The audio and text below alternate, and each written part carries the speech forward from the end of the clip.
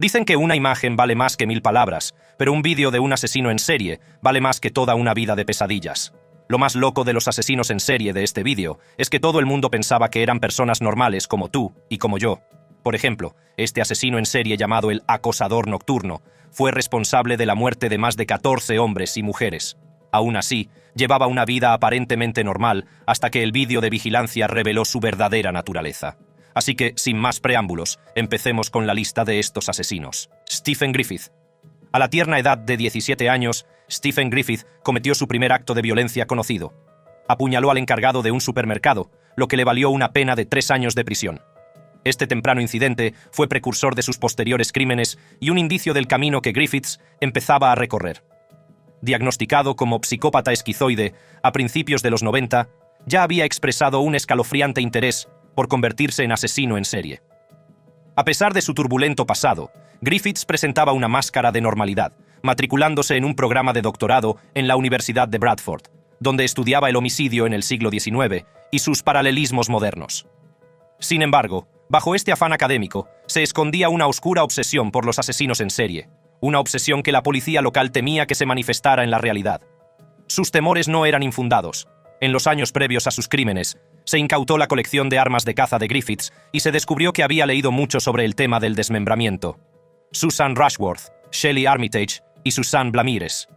Las 3 mujeres eran trabajadoras del sexo de Bradford, West Yorkshire, a las que Griffiths atrajo a su apartamento con intenciones engañosas. Una vez allí, las sometió a un destino tan brutal como impensable. De hecho, admitió a la policía que había desmembrado sus cuerpos y los había despellejado utilizando herramientas eléctricas, un martillo, cuchillos y una espada samurái. El asesinato de Susan Blamires, la última víctima de Griffiths, fue un episodio escalofriante que se desarrolló en CCTV. Las imágenes captaron cómo Griffiths perseguía a Blamires cuando intentaba huir por el pasillo de su edificio de apartamentos. Con fría precisión, le disparó con una ballesta en la cabeza a quemarropa. La cámara grabó cómo arrastraba su cuerpo hasta su apartamento, una oscura escena que más tarde sellaría su destino. Las secuelas de este brutal acto no se hicieron esperar. El 20 de mayo de 2010, un vigilante que revisaba las imágenes de la cámara de seguridad descubrió el horrible asesinato. Inmediatamente se avisó a la policía, que detuvo a Griffiths. En un truculento giro, Griffiths se identificó con orgullo como el caníbal de la ballesta en el momento de su captura. Lo más espeluznante fue el hecho de que los agentes de policía descubrieron 81 trozos del cuerpo de la señorita Blamires en un río cercano, incluidas sus manos y su cabeza, que aún tenían incrustados el perno de la ballesta y el cuchillo.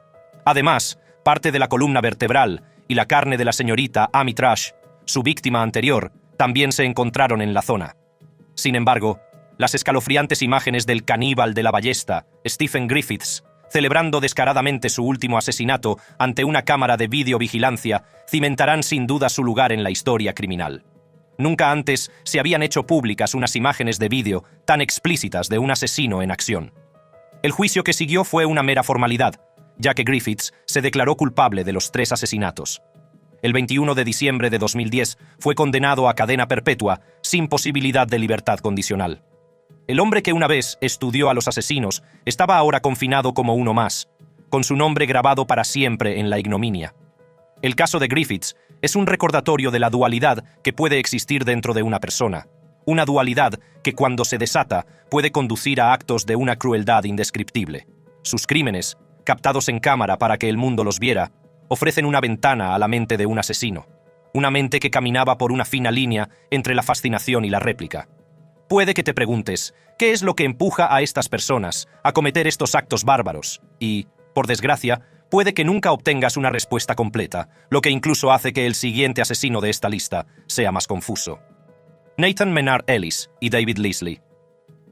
El caso de Nathan Maynard Ellis y David Leslie es una terrible historia que se desarrolló en West Midlands. Es una historia oscura que parecería sacada del guión de una película de terror. Sin embargo, todo fue demasiado real para la desafortunada Julia Rawson, que encontró la muerte en un escenario que conmocionaría incluso a los más avezados entusiastas del crimen. En mayo de 2019, las calles de Dudley fueron el desprevenido telón de fondo de un encuentro que desembocaría en un brutal y calculado asesinato. Maynard Ellis, un hombre de 30 años con una arraigada fascinación por las películas de terror y una inquietante adicción a las fantasías que implican el asesinato sexualizado de mujeres, se cruzó con Julia Rawson en un pub local. Rawson, una mujer de 42 años, no sabía que su interacción casual con Maynard Ellis sería la última. Las escalofriantes imágenes de las cámaras de seguridad, que más tarde se convirtieron en pruebas cruciales, mostraban a Maynard Ellis entablando una conversación con Rawson, con un comportamiento aparentemente inofensivo. Sin embargo, tras sus ojos se escondía la intención de un depredador. La llevó a su piso de Tipton, que compartía con su novio, David Leslie, de 25 años. La fiscalía no tardaría en calificar este piso de los horrores, ya que entre sus paredes había un arsenal de armas, como cuchillos, sierras, hachas y espadas montadas en posiciones amenazadoras. La pequeña casa de la pareja era una guarida de terror cuidadosamente elaborada, donde el desprevenido Rawson fue brutalmente atacado en la cabeza con armas. El horror no terminó con el asesinato. Le siguió un encubrimiento calculado y frío. Maynard Ellis y Leslie desmembraron el cuerpo de Rawson en 11 pedazos y ocultaron sus restos en un intento de borrar su atroz acto de la historia. Sin embargo, la verdad tiene una forma de salir a la superficie, y fue el magnífico trabajo de la policía de West Midlands el que sacó a la luz los oscuros detalles. La investigación descubrió una mancha de sangre debajo de una nueva capa de pintura en el salón, una revelación silenciosa de la violencia que se había producido. La policía reconstruyó los acontecimientos de aquella fatídica noche, y las grabaciones de las cámaras de seguridad fueron decisivas para trazar una cronología de los últimos momentos de Rawson y de las acciones posteriores del dúo. Durante el juicio celebrado en el Tribunal de la Corona de Coventry, el fiscal, Karim Khalil Qusay, expuso los truculentos detalles del crimen. El jurado oyó hablar de las oscuras obsesiones de Maynard Ellis, a las que dio escalofriante vida aquella noche. Ambos hombres, aunque admitieron haber pervertido el curso de la justicia y haber ocultado un cadáver, negaron el asesinato. Sin embargo, las pruebas eran abrumadoras y el 9 de noviembre fueron condenados. El juez, señor Justice Sewell, se dirigió al tribunal, subrayando la naturaleza calculada del asesinato y los grandes esfuerzos realizados por la pareja para ocultar su crimen. Se mostró seguro de que ambos hombres habían participado en el ataque y elogió a la policía por su diligente trabajo en un caso tan exigente. El impacto del asesinato en la familia de Rawson fue profundo, con declaraciones personales de su padre, su hermana y su pareja, en las que hablaban de la terrible y duradera devastación que experimentaron. Maynard Ellis, protagonista de este acto brutal, fue condenado a cadena perpetua con una pena mínima de 30 años. Leslie, bajo el hechizo de Maynard Ellis y cómplice del crimen, recibió cadena perpetua con un mínimo de 19 años. El juez dejó claro que ambos no solo habían acabado con la vida de Rawson, sino que habían intentado encubrirlo minuciosamente, mintiendo repetidamente a las autoridades. El caso de Maynard Ellis y Leslie es una historia de engaño, brutalidad y búsqueda implacable de la justicia. Todo ello captado por la mirada inquebrantable de la cámara. Sin embargo, lo que nos depara el siguiente asesino en serie de esta lista es nada menos que maldad. Howell Emanuel Donaldson, III. En el aparentemente tranquilo barrio de Seminole Heights, una serie de horribles asesinatos proyectaron una sombra de terror. La comunidad estaba en vilo cuando 4 vidas inocentes fueron brutalmente segadas entre octubre y noviembre del año 27. Las víctimas, Benjamin Mitchell, Mónica Hoffa, Anthony Naiboa y Ronald Felton, recibieron disparos a quemarropa con un estilo que causó escalofríos en la zona de Tampa Bay. Además, todas las víctimas estaban solas en el momento del ataque y ninguna tenía relación conocida con el asesino, lo que hace que los tiroteos sean aún más aleatorios y aterradores. El autor de estos asesinatos a sangre fría era una figura que se mezclaba con el tejido cotidiano de la ciudad, un asesino en serie oculto a plena vista. El punto de inflexión en esta historia de terror se produjo cuando las imágenes de vigilancia de las inmediaciones de los asesinatos captaron a un hombre con una característica sudadera con capucha. Esta prenda aparentemente inocua se convirtió en la clave que desveló el misterio del asesino en serie de Seminole Heights.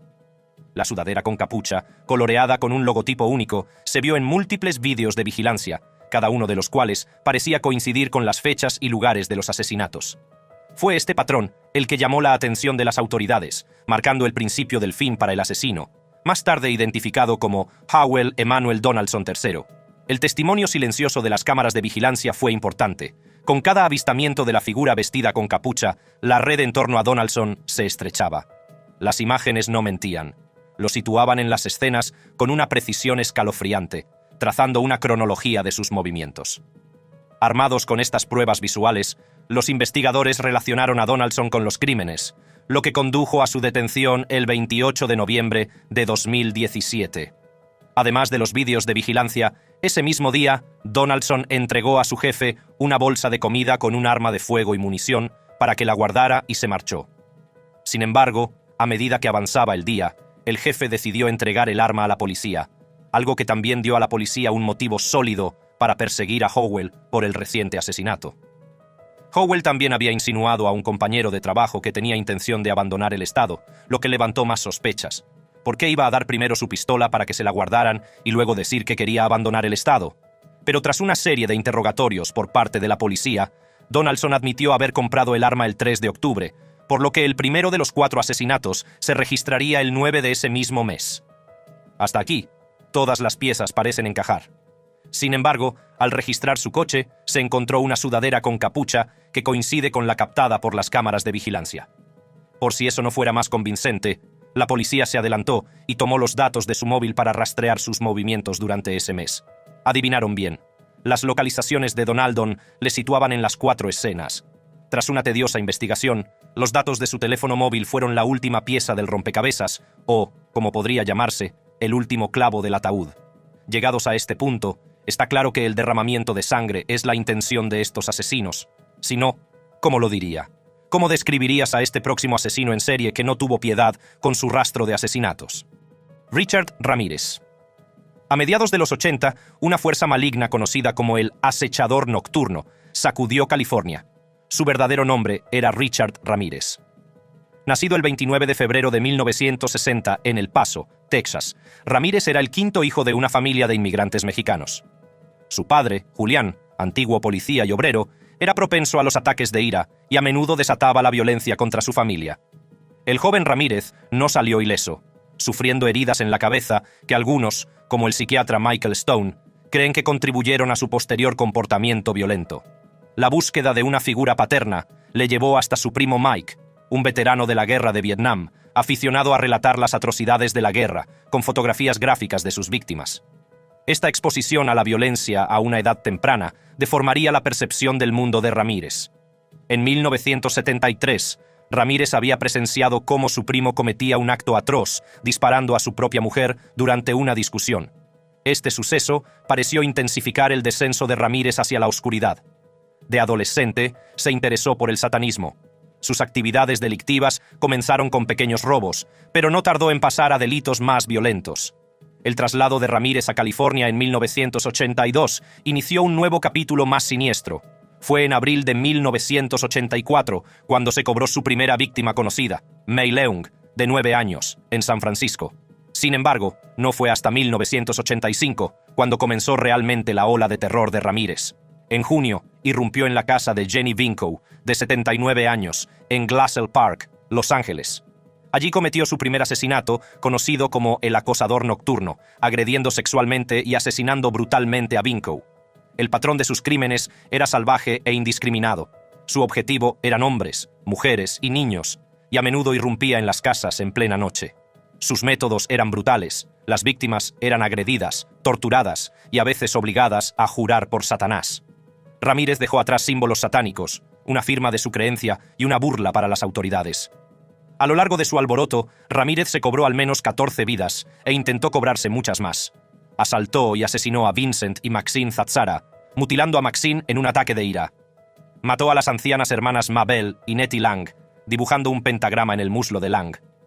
La lista de sus víctimas crecía, y cada escena del crimen era más espeluznante que la anterior. El frenesí de los medios de comunicación lo bautizó como el asesino sin cita previa y el intruso del Valle, y el miedo se apoderó de Los Ángeles y San Francisco. La policía estaba desesperada por atrapar al escurridizo asesino, pero Ramírez parecía ir siempre un paso por delante. Sin embargo, la huella de un par de zapatillas Avia que Ramírez llevaba a menudo, junto con las huellas dactilares y los testimonios de los testigos, ayudaron a la policía a averiguar su identidad. El 29 de agosto de 1989, celebraron una conferencia de prensa en la que declararon: «Ahora sabemos quién eres, y pronto lo sabrá todo el mundo. No habrá lugar donde puedas esconderte». 2 días después, El 31 de agosto de 1989, el rostro de Ramírez apareció en todos los medios de comunicación. Reconocido por civiles en una tienda del este de Los Ángeles, intentó huir, con intentos de robo de coche frustrados por los curiosos. El público lo capturó, reteniéndolo hasta que llegó la policía. Por desgracia, o como diríamos nosotros, el karma alcanzó a Ramírez, ya que nunca vería la cámara de gas.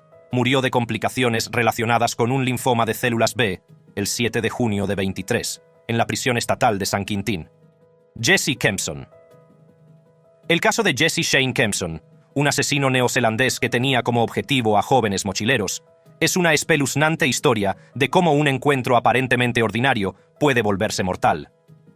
La mochilera británica Grace Millane conoció a Kempson en la popular aplicación de citas Tinder durante su viaje en solitario a Nueva Zelanda.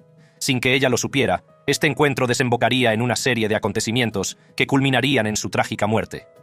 Grace, ataviada con un vestido negro, fue captada por las cámaras de seguridad caminando por las calles de diciembre, y sus pasos la condujeron, sin saberlo, a un encuentro fatal.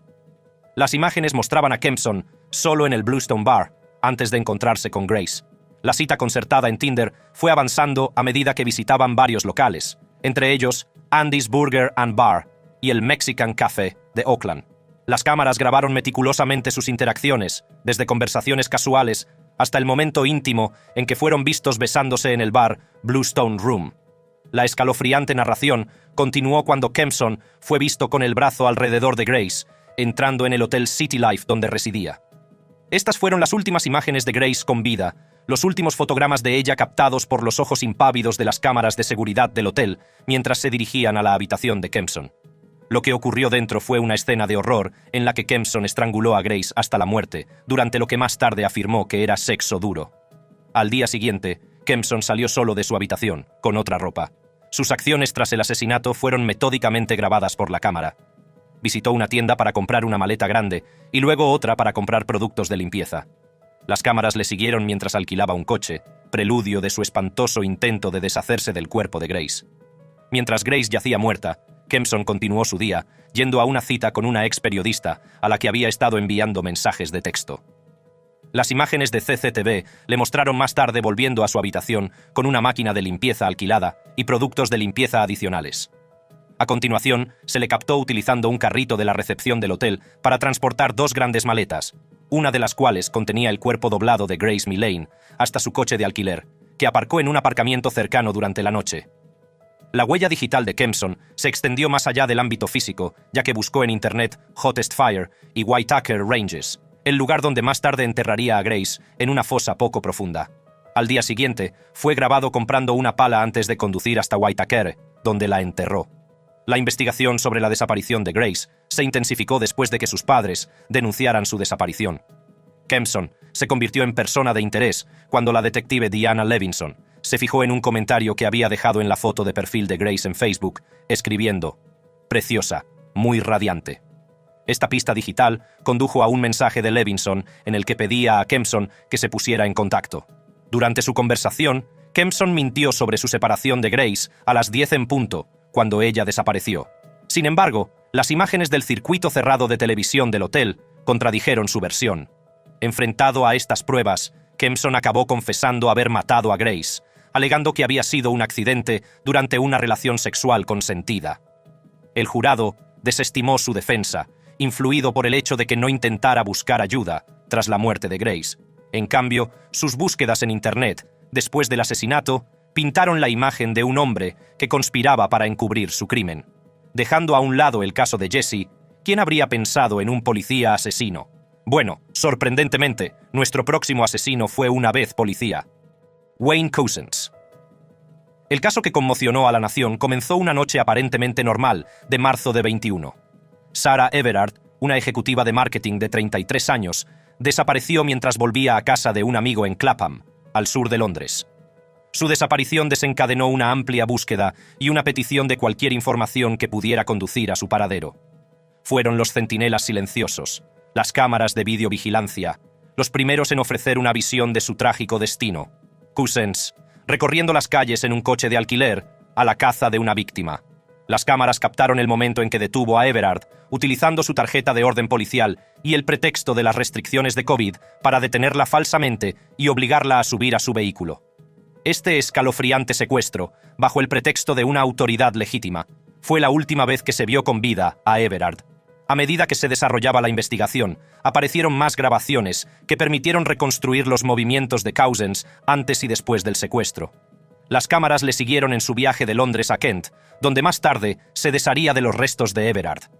Esta amplia cobertura de CCTV proporcionó pruebas irrefutables de sus movimientos, pintando un retrato condenatorio de premeditación y culpabilidad. Las implicaciones de la detención de Cousins fueron profundas y conmocionaron al sistema policial británico. El informe de The Guardian puso al descubierto una serie de fallos catastróficos que permitieron a Cousins no solo ingresar en el cuerpo de policía, sino permanecer en sus filas a pesar de su inquietante historial. Las acusaciones de abusos sexuales en serie, incluidas agresiones sexuales y exhibicionismo, mancharon su pasado, pero Cousins se escabulló entre las grietas de un proceso de investigación viciado. Las repercusiones del caso provocaron una demanda de revisión de los procedimientos de investigación de la policía. La investigación de Angiolini puso de relieve 16 recomendaciones, que abordaban fallos persistentes detectados previamente, pero que seguían sin corregirse. El informe subrayaba la necesidad de tomarse en serio la exposición indecente como posible puerta de entrada a delitos más graves. Sarah murió porque él era policía. Sus palabras subrayaban la desgarradora realidad de que la autoridad de Cousins, como agente, era la herramienta que esgrimía para llevar a cabo sus crímenes. La confianza en la placa, símbolo de seguridad y orden, quedó irrevocablemente destrozada por las acciones de un hombre, captadas por una cámara para que el mundo fuera testigo. Pero, ¿qué sabemos de Luca Magnotta, un asesino canadiense grabado por una cámara? Luca Magnotta. El que habla en este vídeo es Luca Magnotta durante una audición para un documental. Por una vez, puedes engañarte al verlo alegre, sociable y carismático. Sin embargo, ahí es donde te equivocas, porque la persona a la que acabas de ver cometió un bárbaro asesinato contrario a la personalidad que desprende. El caso Luca Magnotta es una narración de terror de cómo una búsqueda de la infamia se convirtió en una serie de crímenes escalofriantes que conmovieron al mundo. Comenzó con una serie de inquietantes vídeos que salieron a la luz en Internet, en los que aparecía torturando y matando a gatitos. Estos vídeos, que desataron la indignación y la persecución de los defensores de los derechos de los animales, fueron solo el preludio de un acto mucho más siniestro que no tardaría en producirse. En 2002, el mundo quedó conmocionado por un grotesco vídeo titulado Una lunatic, uno ice pick, una lunático, uno picahielos, que apareció en Internet. Este vídeo mostraba el brutal asesinato y desmembramiento de un ser humano utilizando cuchillos y tenedores. Decidido a causar la mayor conmoción y notoriedad posibles, Magnotta envió manos y pies envueltos en papel de seda rosa y bolsas de regalo negras a 2 escuelas de Vancouver y a legisladores de Ottawa a través de Canada Post. Se deshizo de la cabeza de su víctima en un parque arbolado y metió el torso y las piernas de su víctima en una maleta que tiró a un montón de basura. La víctima fue identificada posteriormente como Jun Lin, un estudiante internacional chino de la Universidad Concordia de Montreal. La horripilante naturaleza del crimen y el hecho de que fuera filmado y compartido en Internet causaron horror y repugnancia generalizados. A medida que avanzaba la investigación, quedó claro que el autor era Luca Magnotta, un canadiense que anteriormente había buscado el centro de atención a través de la telerrealidad y las películas para adultos. Magnotta huyó de Canadá, lo que llevó a las autoridades a una persecución internacional que culminó con su detención en un cibercafé de Berlín, donde se le encontró leyendo noticias sobre sí mismo. El asesino enfermo admitió el asesinato tras ser detenido. Sin embargo, intentó argumentar que, debido a la esquizofrenia que padecía en ese momento, no era penalmente responsable del asesinato, una defensa que el jurado de Montreal rechazó categóricamente tras un juicio muy publicitado en 2014. El caso fue una sensación mediática, con cada desarrollo seguido de cerca por el público. El juicio de Magnotta en el año 24 fue un acontecimiento significativo y las pruebas presentadas, incluidas las grabaciones de las cámaras que captaron sus crímenes, desempeñaron un papel crucial en el proceso. Finalmente, Magnotta fue declarado culpable de asesinato en primer grado, entre otros cargos, y condenado a cadena perpetua con posibilidad de libertad condicional al cabo de 25 años. El caso de Luca Magnotta nos recuerda constantemente el lado oscuro de la era digital, en la que el deseo de notoriedad puede llevar a las personas a cometer actos atroces y en la que la tecnología puede tanto ayudar a los delincuentes como ser decisiva para su captura. Plantea cuestiones profundas sobre la naturaleza de la fama, el impacto de las redes sociales y la responsabilidad de la sociedad a la hora de reconocer y abordar las señales de advertencia de un comportamiento tan peligroso antes de que se convierta en violencia. Mientras que Magnotta podría haber sido un adulto con una mente consciente para distinguir entre el bien y el mal, Aiden Fucci, nuestro próximo serial, no lo es. ¿Te imaginas a un asesino de 13 años? La verdad es que es difícil reconstruir todo el asunto, y mucho menos llegar a entender qué pasaba por su mente mientras mataba a su víctima, un compañero adolescente. Aiden Fucci. El 8 de mayo de 2021, la tranquila comunidad de Durbin Crossing, en el condado de St. John's, Florida, estaba a punto de convertirse en el escenario de un crimen que conmocionaría a muchos. Tristin Bailey, una vibrante niña de 13 años apasionada por las animadoras, desapareció en la noche, dejando tras de sí un rastro de preguntas y una comunidad en vilo. Una tormenta de pruebas digitales se formaría en las horas siguientes, empezando por los vídeos de vigilancia. Las cámaras situadas a lo largo de Saddlestone Drive captaron imágenes inquietantes de dos figuras, identificadas como Tristin Bailey y Aiden Fucci, de 14 años, caminando juntos en dirección a una zona boscosa.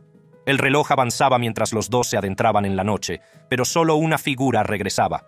Aproximadamente 1 hora y 45 minutos más tarde, las mismas cámaras grabaron a un solitario Fucci, zapatos en mano, caminando de vuelta desde la dirección del estanque de retención, donde más tarde se descubriría el cuerpo de Tristin. El descubrimiento del cadáver de Tristin, el día de la madre, apenas unas horas después de que se denunciara su desaparición, marcó el inicio de una investigación sombría.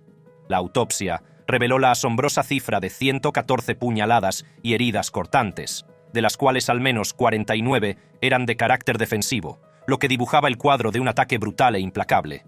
Aiden Fucci, aparentemente imperturbable ante la gravedad de sus actos, apareció en las redes sociales desde el asiento trasero de un coche patrulla.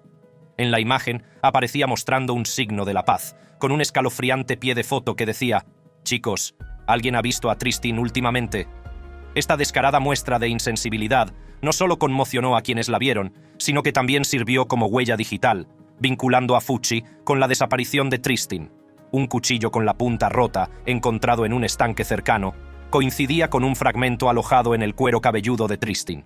En el dormitorio de Fucci se descubrieron ropa y zapatos manchados de sangre, junto con un cuaderno lleno de dibujos violentos. Las pruebas de ADN eran irrefutables, y el rastro digital, que incluía registros de teléfonos móviles, correos electrónicos y mensajes de texto, implicaba aún más a la adolescente en este acto atroz. Los amigos de Fucci relatarían más tarde comportamientos inquietantes, historias de él acercándose sigilosamente detrás de ellos, imitando un movimiento de degollamiento, dibujos extraños y compartiendo fantasías de arrastrar a alguien al bosque para apuñalarlo.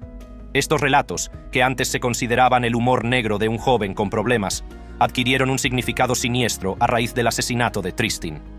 El caso contra Aiden Fucci era un mosaico de trabajo detectivesco moderno, en el que la ciencia forense tradicional se encontraba con la era digital. Las imágenes de las cámaras que rastreaban sus movimientos, las publicaciones en las redes sociales que hacían alarde de su implicación y las comunicaciones electrónicas que dibujaban el retrato de una mente perturbada convergían para crear una red de culpabilidad ineludible. En la sala del tribunal, el peso de las pruebas era abrumador. Ante la perspectiva de una vida entre rejas, Fucci cambió su declaración por la de culpable. El 24 de marzo de 23, el juez R. Lee Smith dictó cadena perpetua, asegurándose de que el joven asesino pagaría por su crimen. Al final, las imágenes de los asesinos en serie grabados por las cámaras sirven de advertencia de que algunas víctimas se lo buscaron. Para otras, fue un mero error encontrarse o toparse con asesinos en serie. Ambos casos nos desafían no solo a buscar justicia tras los incidentes, sino también a cultivar una cultura que impida que estos incidentes se produzcan. Si has disfrutado viendo este vídeo, echa un vistazo a nuestros otros increíbles vídeos del canal. Gracias por verlo, y nos vemos en el próximo vídeo.